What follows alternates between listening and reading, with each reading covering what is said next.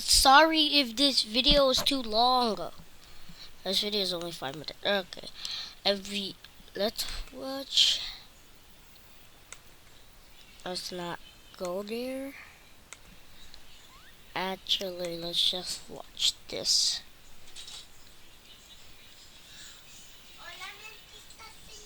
Shh. Wait.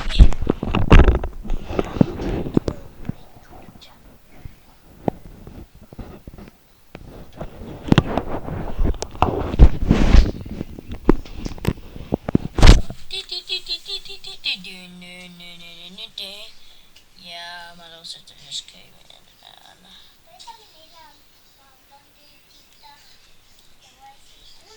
Yep, that's my little sister. She's annoying as fuck.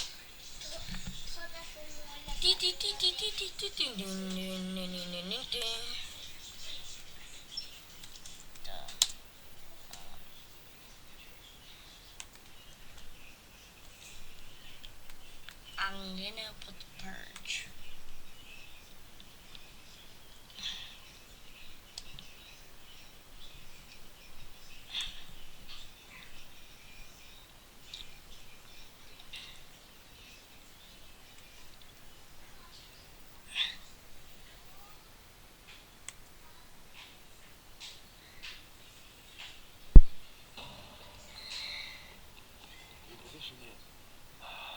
Working on it. What's taking so long? Who knew this place? Don't rush me. We don't have time.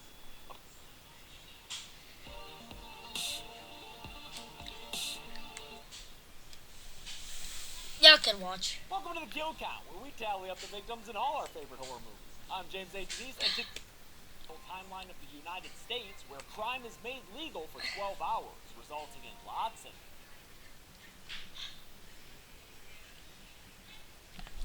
I just skipped 4 minutes. crazy customers like Skeletor. You know what? I'm sorry. Maybe I shouldn't be saying such mean things about this movie. I might just be judging a book by its cover. Oh, he's got a razor in his mouth. After slashing Isaiah in the neck with it, he runs off tee-heeing as the corner crew unsuccessfully shoots after him. Naya comes home and sees her brother's neck wound, so she heads to Dee's office to yell at and hit him. Turns out these two used to date before he got into the whole drug dealing business. Dee says he had no idea that Isaiah was working his corners and invites both of the siblings to stay with him during the purge so he can keep them safe. Naya appears to consider it until Dee also says that he'll take care of Skeletor, and that drives her away from him again because she ain't down with this gangsta life he leads. We gonna have to make choices in life to heal or to hurt, and you chose the latter. Damn, Dee. Looks like it's gonna take a lot to unbreak her heart. Placed on leave from his corner job, Isaiah turns to purge participation for income, and his orientation includes a purger starter kit that contains the blue Batesia flowers that have been a symbol of purge support since that very first movie with Ethan Hawke and Queen Lita Headey. And don't forget to buy your blue Batesias. Show your support for this important evening. Although I think they forgot about them entirely in Anarchy and Election Year. Oh well. Isaiah's starter kit also includes some contact lenses that serve a dual function. They're recording devices, and they look fucking awesome. It's like Minority Report on your eyeball, son! An hour before the first purge begins, the bridges to and from the island are closed, and people are out with their Armageddon signs. Some Staten Islanders, like this lady Louisa, played by Dexter's Lauren Velez, and her daughter Selena, take refuge inside a church. These people aren't sticking around to commit crimes, they just want that government money. $5,000 to stay? It's life-changing for us. Naya is staying to help out around the church, and Isaiah lies to her that he's safe off the island, even though in reality, he's sticking around to go all He-Man on Skeletor. Everyone from the sinners to the saints watches on TV as President Bracken counts down to that classic Purge emergency broadcast, which concludes with the by now iconic Purge sirens. Damn, I love that scary ass noise. Oh, also fun fact, this movie doesn't have Edwin Hodge, who played the Stranger / Dwayne Dante Bishop in the first 3 movies. Because he's not around, Cindy Robinson, voice of the Purge announcement, is now the only actor to be in every Purge movie so far. May God be with you all. Isaiah heads out to look for Skeletor and witnesses a bevy of sights, including glowy-eyed people creepily staring at him through their windows, and my personal favorite of this movie's side characters, these two women listening to Daz Band and pushing around a shopping cart full of baby dolls. Damn, these ladies are loving it. Turns out their baby dolls are explosives that they line the street with, and they nearly end up purging Isaiah just for kicks. Sadly, that's all we get of these gals, but they are a hoot. Other, more consequential antagonists are also prepped for purging. Capital A, that purge-hungry dealer in Dimitri's crew, gives a perspiring speech and pumps his crew up with rhetoric and recreational drugs. Meanwhile, Skeletor, who's a huge Dream Warriors fan, doesn't need a crew, and instead psychs himself up all on his own. Skeletor's purge is on. He heads out to where this one dude is trying to rob an ATM with impunity, and secures the first kill of the purge and the kill count by stabbing the guy with his knife. You see me, NFFA? Yeah, you're kinda hard to miss, man. You're 6'2" with head scars and glowing eyes. But so far, Skeletor is the only person interested in murder. A pawn shop does get robbed, but besides that, most people are just chilling and not killing. They're even having raids, as the NFFA discovers. Isaiah runs into his friend slash corner manager Kels, and the two of them go to one of these purge parties, which looks like a block party I would have gone to in college, erroneously thinking I was cool enough to be there. You can't hang with no cheetah ladies, College James. What you thinking? This party's vibe is about to get harsh, though, because here comes Skeletor pretending to be Fred Krueger some more. A mermaid lady just can't help herself from docking against Skeletor. Not sure what the appeal is there, especially since all he gives her in return is a stab to the stomach. It's the first of 3 kills here that he dances his way to in the crowd. The next is this Toon-Yards-looking woman he stabs in the back, can't even say sorry to bother you to her, Skelly. And the last is this super normal-looking dude who just loves block parties, I guess. He gets stabbed in the stomach a whole bunch of times, and it's his murder that gets noticed by the other partygoers. They all run off as Skeletor yells after them, except for Isaiah, who steps out to enact his revenge. But the young blood doesn't have the mettle to go through with it, and Skeletor knocks the gun out of his hands, scaring the kid away and taunting after him. I'm the night, Isaiah. I'm gonna find you.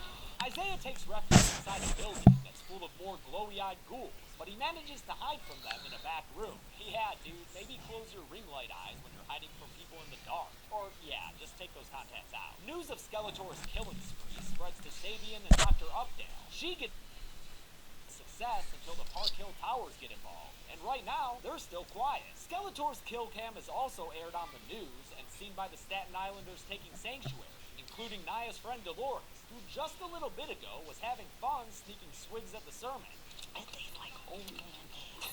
Don't ask me how I know. Way to ruin a good time, Skeletor. Isaiah calls up Naya and confesses that he's still on Staten Island, so she heads out to help him into the purge night that's starting to get rowdier with stuff like street arson and sewer snares. That trap leads Naya to getting sexually assaulted by a nasty-looking dude with a babyface mask.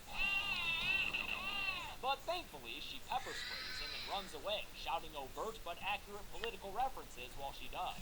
Pussy grabbing motherfucker! She arrives at where Isaiah is hiding, but gets attacked by Skeletor, who begins to slice into her neck before Isaiah runs out and stabs Skelly in the back, messing him up enough to allow the siblings to escape. Throughout all this, Dimitri has been lying low, but still can't escape danger since he almost gets assassinated by a pair of call girls who are named Elsa and Anna in an apparent reference to Arendelle royalty. Wait, who's Arendelle? They try their darndest to kill him, but after they fail, Dee learns that they were sent there by Capital A. So later, when the rebellious underling meets with the ladies and tries to claim his crown, he and his cronies get surrounded by Dimitri and his loyalists. You can't purge me, man. I purge you. Dimitri puts the insurrection down quickly by putting the cap into Capital A. He also has his crew shoot down the lowercase letters who were with A, giving us a total of 3 new kills for the count. As for Anna and Elsa, he lets them live, but banishes them from the island. You know, snuff out their torches, not their lives. Sabian is still all whiny about how people aren't purging at predicted levels, even though Dr. Updale tells him, tough titties, that's science, bitch. The NFFA put a lot of faith into this evening. If it's deemed ineffective, the entire regime could be judged as a failure. I told you that science does not obey the laws of politics. He goes off and makes a phone call, which might just have something to do with the people Naya and Isaiah see on their way back to the church, riding around flying nationalist flags. This is when the first purge really becomes a purge movie.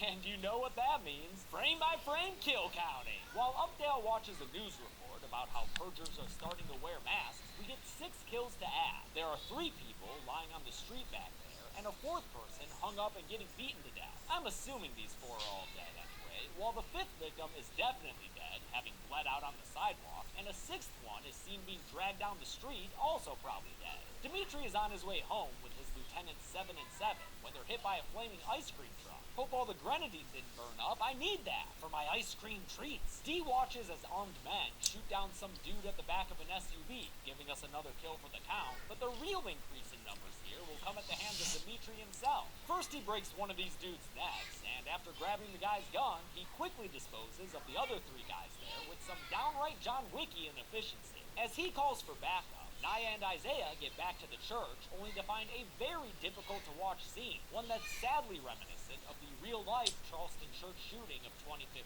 Very evocative imagery here by Gerard McMurray, who took over directing duties from James DeMonico for this 4th Purge film. Looks like the only survivors here are Luisa and Selena, and although they say there are more dead inside the church, I can't count what I can't see, so I'll leave it at the 3 we see clearly on the steps. Don't worry though, I can add 18 more kills from some monitor footage. There's 1 person on fire in that bottom left screen, 1 dude runs into a bullet bottom center, 8 people run over by an SUV in the upper right monitor there, 1 person being dragged to their death in the lower left here, another person falling victim to a drive-by, upper right monitor here, and finally 6 people being executed against a brick wall there. I can't discern enough from the other images to know if there are any more kills in them, but I'm doing the best I can here, people, okay? Dr. Updale is confused about the sudden influx of violence from these late arrival gangs, so she uses security cameras to track where they came from. She finds their spawn point and realizes that they're not local residents, they're mercenaries, who are now on their way to crowded low-income areas. And they know where those are because Sabian has been feeding them tracking device info.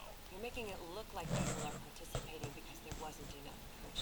Sabian reluctantly dresses up and says that there are just too many people to take care of in the country, so the NFFA is trying to save Social Security through legalized murder. I guess it was either this or taxes, and boy, do people hate taxes. Updale expresses regret over the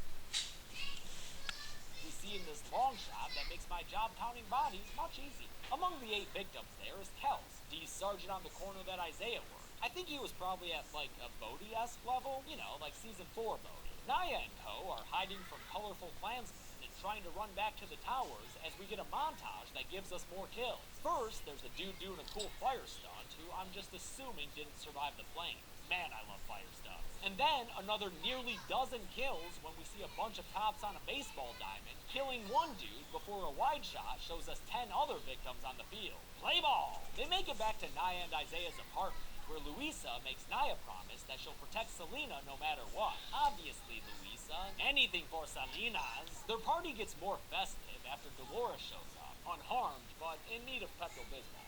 Then I get the bubble guts, tried to run home. Oh, but it gets better, because I shit on myself a little bit when I was on my way home. Hey, that's how bubble guts be sometimes. Dimitri and his crew raid their armory of guns and explosives, figuring that they have no choice but to fight back against the government's mercenaries hired to kill them. Our neighborhood is under siege, gentlemen, from a government who doesn't give a shit about any of us. They head out to reclaim their neighborhood from evil fucks like Sabian, who's currently making sure that Dr. Updale is taken care of. Kind of a nice thematic parallel to how Dimitri the criminal talked about doing the same thing earlier. Dimitri intercepts a Merc report about an armed resistance, so they head to the site where Klansmen are attacking those 3 OGs we met earlier. During the shootout, the Klansmen shoot and kill 2 women and then 2 dudes who are in there fighting with the 3 kings. A 5th body, a dude, is also seen on the floor as the guys try to take cover. After the kings run out of ammo, their approaching attackers are stopped by a smoke grenade? How am I supposed to count these kills if I can't even see them? Guess I'll do my best and forget the rest. And my best counting determines that 13 evil Klansmen bastards get killed by Dimitri and his gang here. It happens through a variety of means,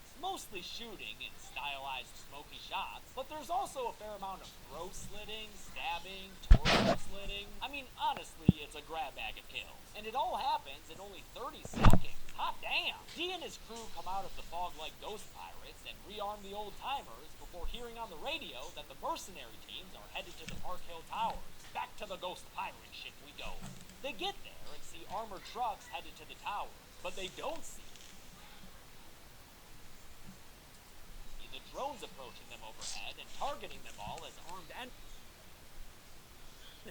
The only one who does notice is Lorenzo, one of D's lieutenants, who shoves his boss underneath an SUV for safety and then is promptly killed by a hail of bullets. D watches from beneath the vehicle as the rest of his crew is put down, including Blaze and 5 nameless members of the entourage. 7 and 7 survives long enough to encourage D onward and give him a deathbed fist bump, but I'm assuming he dies shortly after Dimitri heads out. Naya and the others see the militia storming their towers and decide to bunker down while Dimitri calls her up with some intel from the ground.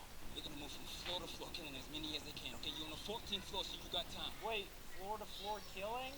Oh no! Yeah, these racistly clad soldiers, called the Smileys, and their leather-gibbed pimp daddy General Smiley are about to make my job miserable as they tactically murder everybody they see. Dimitri gets in on the first floor and finds immediate evidence of their efficiency when he sees 9 people murdered in the hallway. Some dudes, some ladies, some unknown. While the Smileys kill another 3 on a higher floor, putting an end to this resistance and residence. Yo, these movies are fucked up, dude. I don't know how I count off-screen kills, where the only thing you see is the mercenary shooting. So our next additions to the list are 3 Smileys themselves after they come across Dimitri in a stairwell. He shoots one in a doorway and kicks off a fantastic action sequence with some awesome fight choreography by stunt coordinator Hank Amos. I love the long takes tracking this crazy fight. D kills a second mercenary by shooting him in the chest with a rifle, and he finishes off the last dude who's wearing a blackface-inspired face mask by choking him to death with his bare hands. Fuck up my neighborhood.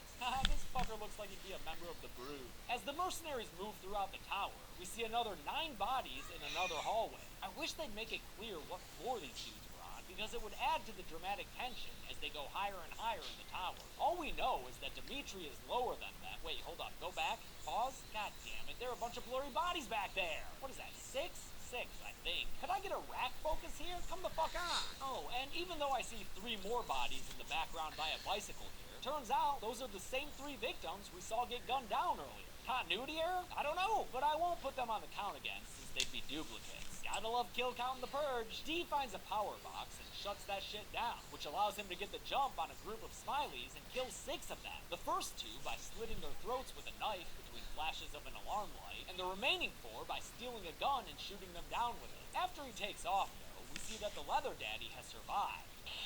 You got a problem now. Yeah, someone's in for a paddling. We finally get that tension building I wanted earlier when flashes show that the Merc squad is getting closer and closer to the 14th floor, while Dimitri is, what, is he ahead of them now? I'm actually not sure. Naya and the people in her apartment have barricaded themselves in the bedroom with only a single gun between them, so when the Mercs come a no-knock it, they have to take them down by shooting them in the legs and then stabbing them to death with kitchen knives, which Isaiah and Dolores do with vigor. Damn, I bet she ain't even thinking of her bubble guts now. Another Merc hears the commotion and heads back towards their room, but after he gets inside, he's killed with a headshot by an off-screen Dimitri. Coming in clutch there, D. Dolores delivers a painfully bad line about their reunited ex-lovers. Little Miss Naya and Dimitri Simba, the big fucking dog of Park Hill. And then they prepare for a final stand, a daddy stand. Daddy and his boys show up and shoot into the bedroom for a little while before breaking out the big gun, a frickin' rocket launcher. Before they can use it though, they're interrupted by Skeletor, who's here out of nowhere with a Skello hello.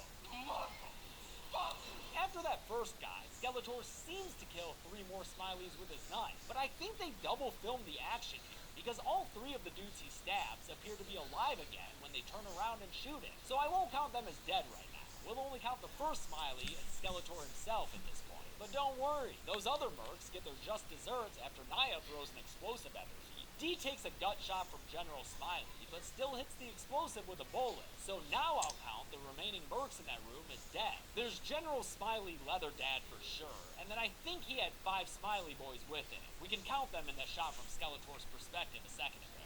D and Naya survived the explosion thanks to a fireproof mattress, and the others are okay because they were inside a fireproof closet. Okay, surviving explosions is easy, I guess. D is injured, but not critically, and although Naya and Isaiah's apartment is now even shittier than before, a blaring siren confirms that the Staten Island experiment has concluded. It's over? No. They all go outside where there are other survivors being helped, and Dimitri makes a promise to fight for their rights, even though some of these people are already getting back to everyday life. The movie ends with that dope-ass Kendrick Lamar song and a mid-credits press conference from Sabian singing praises of the Purge. We're considering a nationwide purge Will the birth of the purge take the crown for most kills? Let's find out at the numbers. Right after I read about the Staten Island experiment, Come here, you're which gonna help me. offers a solution to the I'm pain doing in my a lower YouTube. back Real quick. and the never-ending I'm doing a weight. You're YouTube. gonna cut this like in the back. I'm doing a YouTuber now. You're gonna cut this real quick. Yeah, I I'm think doing that. that sounds pretty good. Paid for by the NFFA. Alright, guys. I need to go for a minute.